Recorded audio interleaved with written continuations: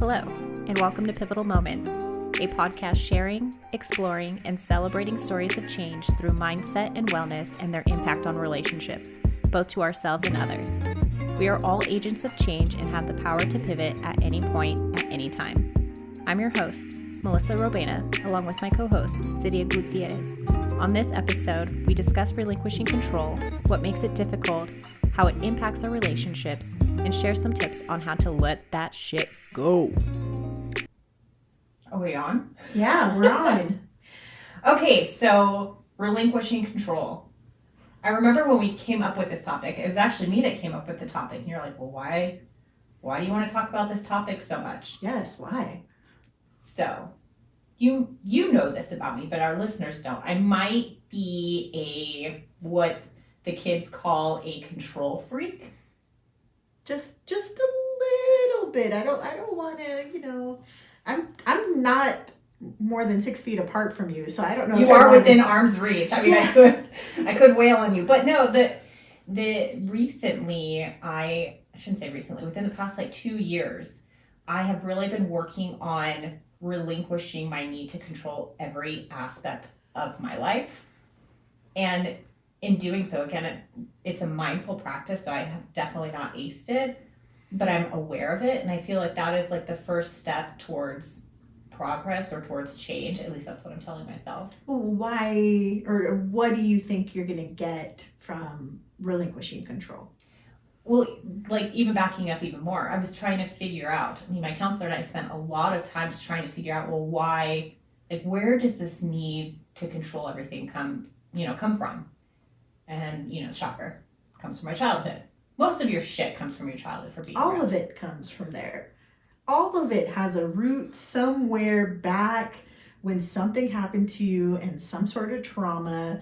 So there was something that traumatized you, and your way to cope was to control everything and everyone around you? Yeah, so part of it's my own personality. So I'm a type A personality, as are you. So for me, you're a lot more of let's just go with the flow. Oh, I don't have show notes for this episode. That's fine. Let's just record it anyways and see where it goes. Me, that would have a heart attack. There's just no way I could do that. So I've always been somewhat inflexible to change. Things have to be penciled in on my calendar 3 months in advance. And even then I feel some apoplexy, some heavy breathing, because I'm feeling oh my God, it's not in my calendar. But has the Rona changed that at all?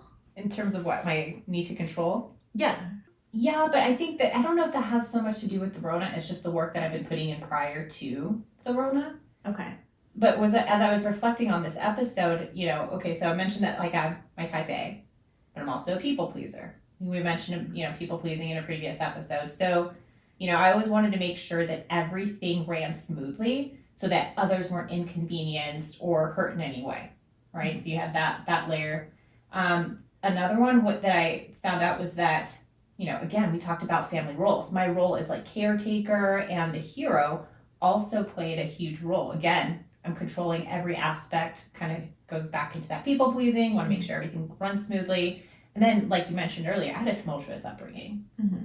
And I had very little control in my life growing up, so I felt by controlling things that I was somehow making sense in my life. How does it feel when you're in control? Safe. And I had an epiphany, actually, as I was kind of reflecting on this topic. I know I told you before, I always joke, I was I hate surprises. You do? I do. Don't tell me, hey, Melissa, I have a surprise for you. Don't tell me that. Just surprise me, all right? And I was trying to think, well, where the hell does this hate for surprises come from? And I think it's because growing up, a lot of the surprises that I had were negative. It was surprise, your dad's leaving, surprise, this change is happening. All the big surprises in my life tended to be negative. And so for me, it's just okay, well, if I can control every aspect of my life, there won't be any surprises. I know what to expect. I can prepare myself mentally and physically, emotionally for whatever is on the horizon. So that I really reflected on it, and that was my aha moment for this particular topic. Well, I'm curious though, if you feel so safe being in control, we're talking about today is letting go of control and relinquishing that. So are you feeling unsafe in doing that?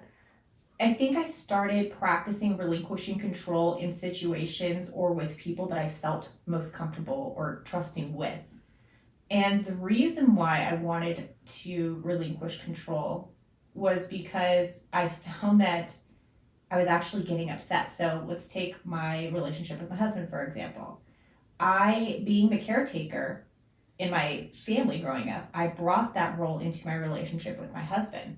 So anytime there was a situation that arose for him, instead of allowing him the space to maybe problem solve or take the initiative and fix it himself, I would swoop in. And I was thinking to myself, like, wow, what a good wife I am. What a good girlfriend I'm being, because good job, Melissa. You're so good. He's so lucky to have you, and he is. He totally is. But it was just like, then I would, over time, I would get upset because I'm like, well, why aren't you taking initiative? Why aren't you solving these problems? Why do I have to do everything for you? And it was because I actually trained him to, be non-reactive, knowing that, okay, well, if this happens, Melissa's going to swoop in. So even though I was... Or if I do it, I'm not going to do it the way Melissa wants. Absolutely. So what's the point of me doing this? Because, the squares aren't going to be cut perfectly square. Okay, I don't even want to get started on that, but like... I'm just saying, but that's a reason why people, avoid doing something, because they also recognize, listener, who the control freak is around you. And you also know what you can and can't do around them because, well, there's going to be some sort of repercussion. Mm-hmm. So what you learned, though, was, hey, he's holding back because of how I'm being in the relationship. So yeah, all I was seeing was what he wasn't doing. What I wasn't taking into account was my behavior in this play. What was my role in this play? My role was that I was enabling the behavior I didn't like. And so I realized then that if I wanted to salvage my relationship with my spouse, I really needed to relinquish control.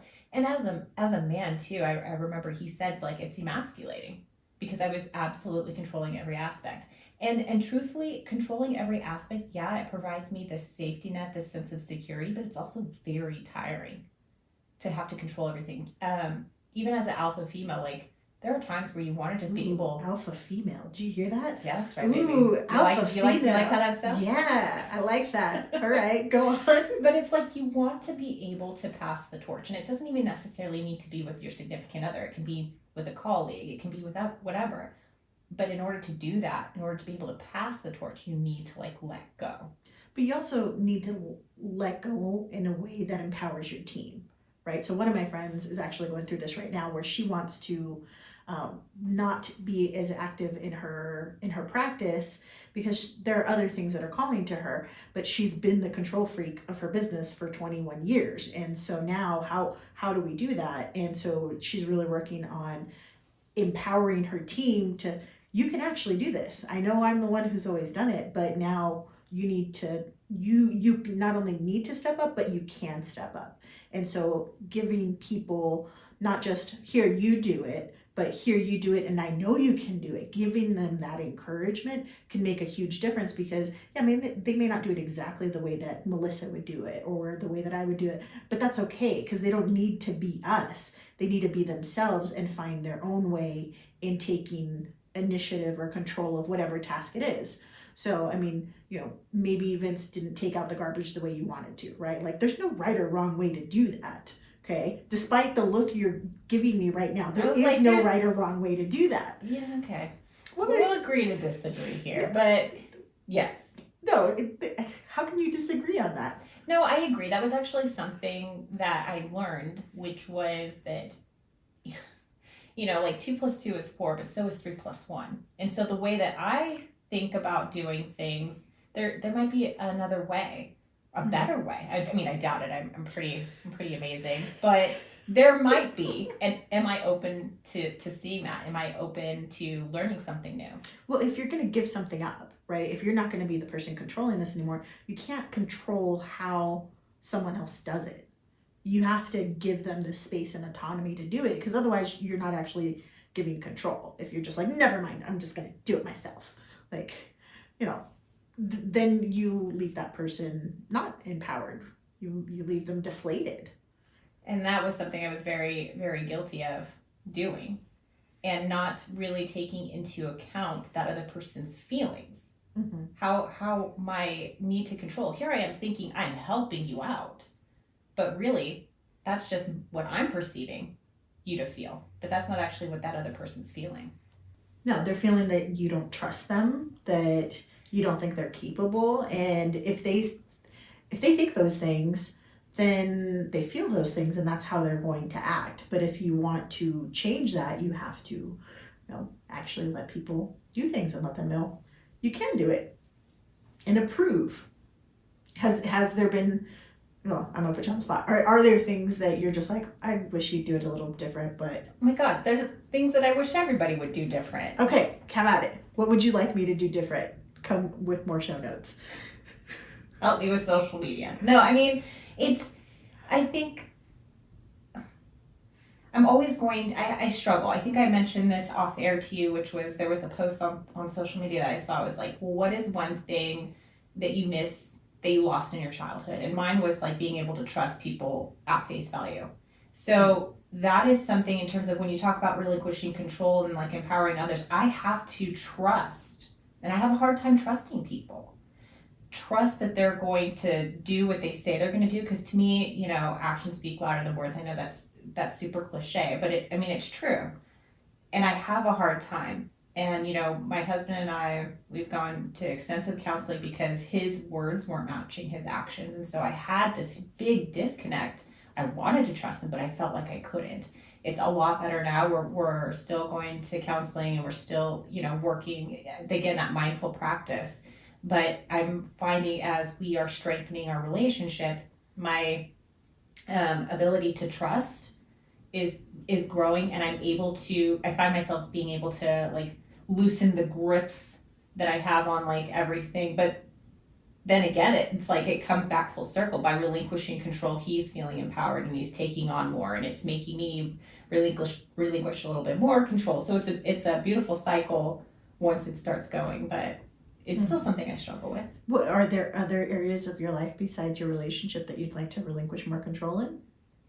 Ooh, I would say work, but I feel that I'm not really able to at this point. Mm-hmm. Maybe someday. But I also don't want to be a micromanager. Like, I love being able to see what people come up with, but it is hard because I have really high standards for myself, and I hold those same standards to other people, and that's not fair to that other person. Just because I might hold myself to a higher caliber than what that person may be, and it could be that they just don't have the same skill sets that I have, you know, and yet I'm still holding them to what I would be doing, and that's not fair to them. Mm-hmm. But I feel like relinquishing control is more about, just trying to find peace. Because it is so hard, as you mentioned, to constantly be in control of everything. Because you can't control anybody else. Like, you can set expectations, like if you're in a business relationship, right? Here are my expectations, and if things are clear and everybody knows what they are, then you could hold each other accountable to whatever that is. But outside of anybody, like, you can't control it. I can't control Matt. You can't control Vince. I can't control anybody but myself. And that includes my reactions to things. I can control how I want to react to, comments that are being made or things that are happening, like the news cycle, right? I mean, there's so much going on in the news that I've basically taken a step back, like, you know what, I'm good. If it's something really important, it'll find me through, the various social media channels that I operate on. But I don't need to sit there consuming it all the time, because that was just, I can't control anything of the crazy that's going on in the world.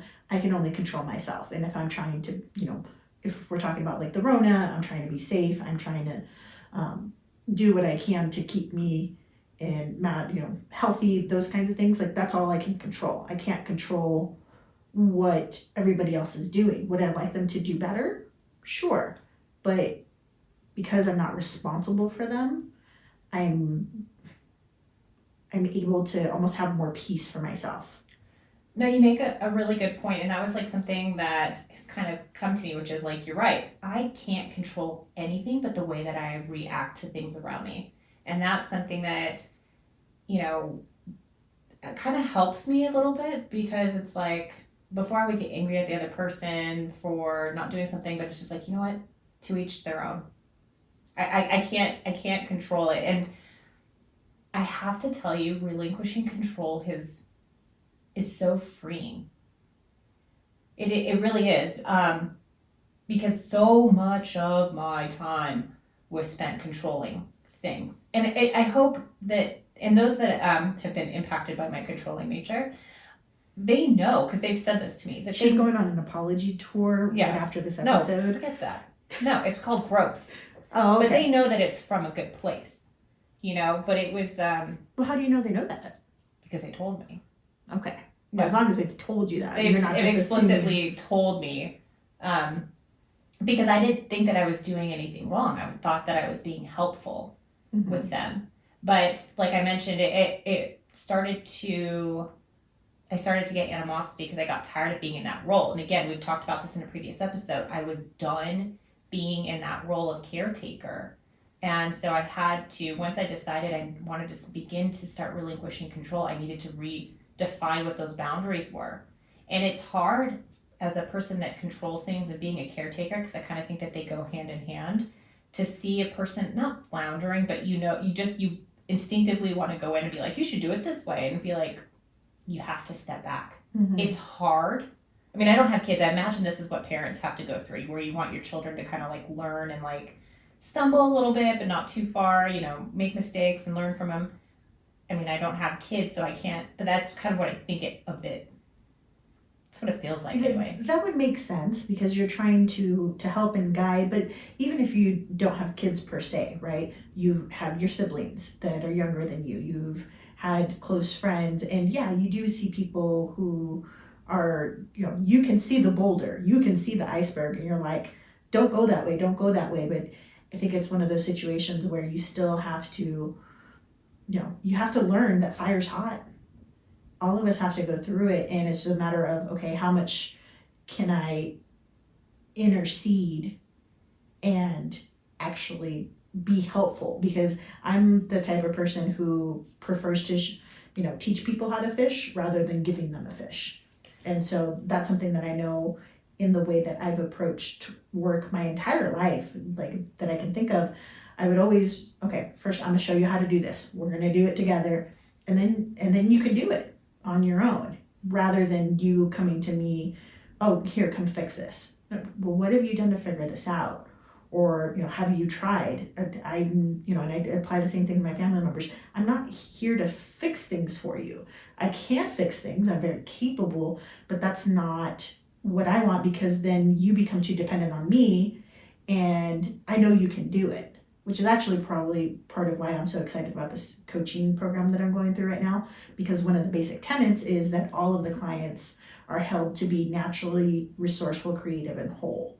And so you already have the answers. And so even in that situation, I don't have to have the answers to be your coach. I just have to be somebody who can ask good questions and bounce them off and let you come to your own conclusions, because your own conclusions are going to be what's good for you. Your own solutions, they're going to be way better than what I could come up with. Could I come up with some good ones? Sure, absolutely. But you're going to be more empowered when you feel, yes, this is my idea, this is how I'm going to be able to do it. Because then you take some ownership. Absolutely.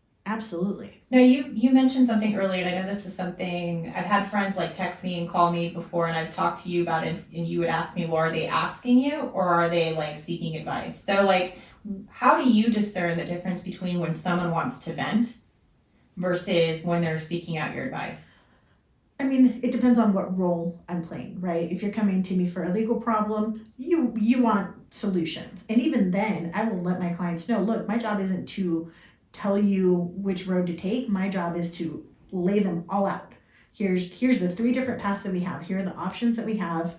And then they can ask me, well, which one do you think is the better one? Well, based on my analysis, I would suggest this one here, but It depends. So for example, when we have clients and there's a settlement offer on the table, now I have a legal and ethical obligation to tell my clients about every single offer that's being made. Mm-hmm. I don't know if my client is in a pool drowning and absolutely needs a settlement right now, or if they're like on the shallow end and they're good. Like, do I need to throw you this life preserver or not? They're the only ones that are going to know that information. And so sometimes people will take an offer that, serves their needs at the moment that I think, well, maybe we could get more, but then the questions come, well, how much longer is it going to take? Like, I have these other needs. And it's like, we're going to do what's best for you. And if for you in the moment right now, it's to settle the case because you have other needs, well, then let's do that. Mm-hmm. But other people are like, no, I want to max it out and I have no rush. And, they can wait, however long it takes to get a higher value out of what they're doing. At the end of the day, it's still going to be their choice. As long as the client's happy, that's what I'm aiming for. So I know we've been talking about me and my tight grasp on all things. Have you ever had or struggled with a problem about maybe being too controlling? I think I have moments of it, and I'm sure that, you and Matt could have your own discussion about how controlling I can be. We meet every Tuesday. Every Tuesday is a support group? Okay. Support group. Good. I was wondering where all those cookies were going. So, sometimes there's certain items where I want it. So like for me, I guess it would be in cooking. I didn't learn how to cook. My mom didn't really want me or my siblings in the kitchen. Like, we learned very minimal basic things, but I always had an interest in it, and that interest was never encouraged. Mm-hmm. And I think part of that has to do with like a cultural thing, because she never learned how to cook at home. She learned how to cook here, and listeners, you've already heard some of that stuff. But as I started to learn how to cook, I would get very just like, well, no, it says like 1 tablespoon, like it has to be 1 tablespoon. And we came to a compromise, which was the first time we make a recipe, we follow the recipe. And then the next time, go at it, bro. Like, change it up, do these other things. But as I've gotten more confident in my skills, like this last weekend, we meal prepped a bolognese spaghetti sauce, and I didn't measure shit, like, at all. Like, I feel like, oh my God, I've come so far. And even that's like, wait, you're not measuring that? I'm like, yeah, just throwing this in there, throwing that in there, and like. Well, now you're just going at life haphazardly. I don't know if I should even be talking to you about this subject right now. But it took time. It wasn't something that I was comfortable with. It'd be like, no, like, I want to stay in this little box, because it was a comfort issue. And now I'm a little bit more confident, and hey, at the end of the day, we're still gonna eat the food. Like, it's very rare that things are bad. But hey, if I'm baking something, you better believe I'm following that recipe to the exact science, because baking is chemistry, right? Like, for those certain things, yeah, they need to be done in a certain order. In my legal profession, there are certain things that need to happen in a certain order. That's not necessarily being controlling, that's following the rules. But I like how you said that it takes time. It does take time. It's still something I'm struggling with. It's a little bit harder because my professional life still requires a lot of oversight. And so, but I am making a mindful effort to relinquish control in my personal relationships, specifically with my spouse, who I obviously interact with on an everyday basis. I would hope so.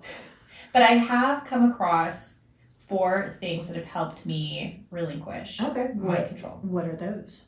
The first one is accepting unpredictability. And I hate this. But I mean, life happens, right? And just because you're accepting life's unpredictability doesn't mean you have to like it, doesn't mean you have to welcome it. Because I still, like, who likes a wrench being thrown into their plans? Like, I don't. No, nobody does. Like, I make my little list. Here are all the things I'm going to do. And then all of the fires start, and you go, I've done one thing that I actually wanted to do. Yeah, so the thing is, you have to accept it. You don't have to like it, because I don't like it, but I accept it. And the second is pausing and reframing. So we mentioned this earlier, but that cliche, like you can't control anything but how you respond to it. I mean, that's 100% true. I would typically respond negatively because if I didn't control the situation, something bad would happen to myself or someone I cared about. So I would always think like, what might happen if I didn't step in? Like, and then the world isn't going to end. So I would try to reframe it and say, what is the best thing that can happen if I relinquish control in this moment? Maybe it's that my husband will take initiative and make this decision. Maybe it's my mom will go out and do this. Maybe it's my colleague will go off and, send out that proposal, whatever it is. If I relinquish control, what good things can come from it, right? And then you have to practice. My third one is practicing affirmation. So basically like telling myself things are going to be okay, right? My husband recently, his car just like completely kaputzed, right? And he was quick to go into that negative, like, well, this sucks and stuff. But I'm like, okay, but you're healthy, you're fine. We have the ability. We have one car, right? And I'm not going anywhere. I work from home, so if you need to borrow my car, like we can get by. But that practicing affirmation is just, it's so good, especially like when it comes to relinquishing control, because it's like Vince is capable, my mom is capable, I'm capable, like this is freeing. I have freedom. I'm trusting someone, right? And then the fourth is learning something new. And I mentioned it earlier, like 2 + 2 is 4, but so is 3 + 1, right? And so it's 4 + 0. Ooh, well, 0 isn't it? Or whatever. Whatever, it's still math. I mathed. You math today. I mathed today, yes. Check that off. But I am so fixated, or I was so fixated on doing things my way. Now, do I still prefer to do things my way? Yeah, but that a little bit is more of just like comfort. But being open to new ways of doing things. And the Rona, coming back to the question you asked me, the Rona has definitely presented that in such a way because I've been collaborating a lot more, not just with you, but like with colleagues and stuff, and seeing that Wait, hold up a second. You're working with other people besides me? The betrayal. God, now I'm gonna hear about this all night. So yes. But it's like, by being open to seeing things done in a different way, I'm like, well, shit, maybe I don't have all the answers. It's not likely, but it's possible. So for those 4 things have slowly helped me start to relinquish control in my life. I think for me, I know I've said it a couple times, but I go back to the breath. I take a deep breath. I try to just, okay, I gotta let that shit go because it's not good for me. And there are some things that I can't control. I can't control what the judge's decision is going to be. I can't control when the judge lets people go on and on and on and on and on. I mean, I'm sitting there and I'm just like, cut them off already. But it's like, if the judge doesn't want to do that and is not comfortable doing that or wants to give people space to do whatever, okay, I can't control it. All I can do is be ready for when it's my turn to be up to bat. What I love about relinquishing control, or what I see, not only has it lifted this weight that I purposely myself carried, no one asked me to, I would just take it upon myself, but we often talk about like that role no longer serves me, right? So I've been slowly relinquishing control, redefining my roles within the family, establishing new boundaries. But what is so great about that, one, besides the fact that I can change, right, is that people are stepping up, right? So my spouse, family members, colleagues, when you talk about empowering someone and they excel at whatever it is that you give them, it's like, well, shit, I should have been relinquishing control a long time ago, because it's so nice to see people living into their potential when you give them the space to do so. Mm-hmm. No, absolutely. I think that that's something that we need to just remember hey, people are capable, and give them the space. They'll surprise you. So I do want to add one thing, because I know we were prepping and talking about different things. what came to me for this episode was the serenity prayer. And I'm an atheist, but when I was growing up, there was this little, like, I don't even know what it was, but it was behind the mall, the Valley Fair Mall. It was this little shop, and this little shop had like candles and like crystals and magic, just like total like hippie shit all over the place. But I liked it because there was something very like witch-like in this area. But what they had this was right after you watched The Craft, right? Well, I mean, I might have been like actively involved in some of that stuff, right? But it's like, so the serenity prayer, God grant me the serenity to accept the things I cannot change, the courage to change the things I can, and the wisdom to know the difference, right? And I didn't realize until much older that was, the thing that they say in AA. Like, that's all related to AA, but like that's a huge part of that organization. And like that's what I thought of. I was like, oh yeah, like I've always thought about relinquishing control because I've had that prayer in my head. And so even if it's not me being religious, it's just grant me that serenity to accept the things I cannot change. And like you said, there are things that you can change, right? And to have that growth. But I just think it's funny that somebody who's so not religious at all, like when we were prepping, that's what I was thinking about. Well, that's because if you think about that quote, it's talking about the ability to know the difference. That's self-awareness, right? And that's, coming back to wellness and mental health, which is something you advocate for. I mean, you embody that. You really do. I try. But I think that that's just one of those things that maybe it's a little bit easier for me because it's been in my head for so fucking long. I mean, I loved this little store. And now that I look back on it, I think it was like an AA type store because I remember there was coins and other things, but I just loved going there. It was, there was something about the energy in the place. And, I was one of those poor kids that would go into the store and just like look at shit and want everything but not be able to buy anything. Yeah. So been there. Speaking to the choir. No, so we have all those things. So listeners, we hope that you find a way to relinquish control. And I think control, like, it can be a control of a substance over you. It can be control of like how you interact. So it's not even just how you engage with the world, but how's the world engaging with you? Are you allowing people to control you? And how can you start to break free from those grips, right?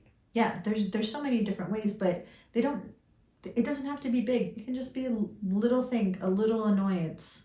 Your dog's, barking at you every single time you walk into the door. Why do you always have to bring it back to Haley? She is such a good girl. Well, I'm just saying, some people might be really annoyed with that all the time. But you just let it go, right? Like a dog's gonna be a dog. Like they're gonna do things. She should know better. Well, I mean, babies are gonna cry. Babies are gonna do things. People are gonna fall and they're gonna need to get back up again. There's so many things that we have to learn to do. And you could tell people all day long, don't do it, don't do it, don't do it. Like I've been there, but people really need to get there on their own. We want to hear from you. How has relinquishing control positively impacted your life? Let us know in our private Facebook group, Pivotal Moments HQ. We want to thank our producer and music director, Ron Johnson. This has been an Astronomicus DMR production. Thank you for listening, and remember, it's never too late